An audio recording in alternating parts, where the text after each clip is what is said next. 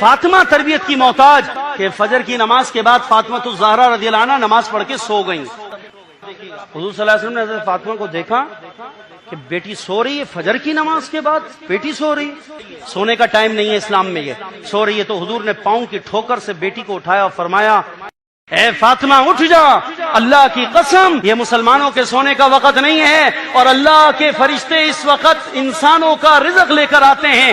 جو اس وقت میں سو رہا ہوتا ہے اللہ کے فرشتے اس کا رزق واپس لے کے چلے جاتے ہیں، وہ رزق سے محروم ہو جاتا ہے.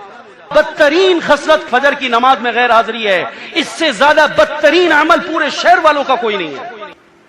جتنے گھوڑے کھولنے روزی کمانے کے لیے کھول لو، فجر نہیں پڑھو گے اللہ تعالیٰ روزی میں پریشان رکھے گا، روزی میں برکت نہیں ہوگی. نوم الصبح یمنع الرزق، یعنی من طلوع الفجر الى طلوع الشمس. اللہ کے پیارے نبی صلی اللہ علیہ وسلم نے فرمایا صبح کا سونا رزق کو بند کر دیتا ہے. جو فجر کی طلوع ہونے کے بعد صبح صادق کے بعد سے طلوع شمس سے پہلے کے درمیان میں سوئے گا اللہ اس کے رزق کو بند کرے گا، اللہ اس کے رزق کو بند کرے گا. پیارے نبی کی بد دعا ہے اس مسلمان کو جو طلوع فجر سے لے کر طلوع شمس کے درمیان میں سو رہا ہوتا ہے. 90% مسلمان سو رہے ہوتے ہیں.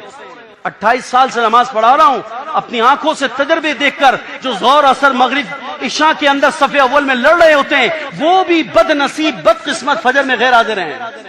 کیا اس کے اندر دیندار اور کیا غیر دیندار، اور کیا اس میں تبلیغی اور کیا غیر تبلیغی، اور کیا اس کے اندر پڑھے لکھے اور کیا اس میں ان پڑھ. فجر کی نماز کے اندر 90 سے 95% مسلمان غیر حاضر ہے. اللہ نے صبح کے وقت میں برکت رکھی. پیارے نبی کے ہاتھ اٹھے ہوئے اللہ کی بارگاہ ہے، دیکھو پیارے نبی کا انداز دیکھو، حضور کے ہاتھ اٹھے ہوئے حضور دعائیں کر رہے ہیں. اس دعا میں پیارے نبی نے اپنی امت کے لیے میرے آپ کے لیے کیا دعا کری؟ اللہم بارک لامتی فی بکورہا، اے اللہ تو میری امت کے لوگوں کے صبح کے کاموں میں برکت عطا فرما، ان کی صبح میں برکت عطا فرما. اللہ میری امت کو صبح کے وقت میں برکت عطا فرما.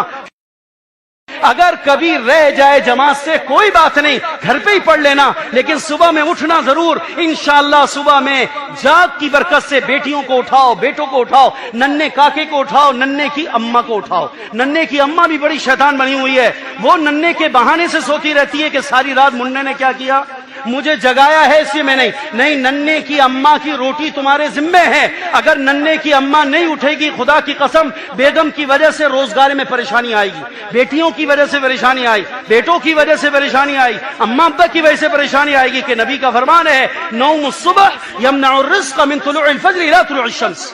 دیکھو الترغیب والترہیب اٹھا کر دیکھو کتاب البیوع، یہ حدیث لائے وہیں پر ہے. امام منذری رحمہ اللہ جہاں پر کاروبار کے مسائل لکھے ہیں وہاں کاروبار کے اندر چونکہ لگتا ہے آدمی پیسہ کمانے کے لیے، فرمایا پیسہ کمانے کے جذبے سے کاروبار کرنے والوں، نوکریاں کرنے والوں، پہلے اپنے نبی کی ہدایت سن لو. تمہارے کاروبار، تمہارے بزنس، تمہاری نوکریوں میں جب برکت ہوگی جب فجر میں اٹھو گے.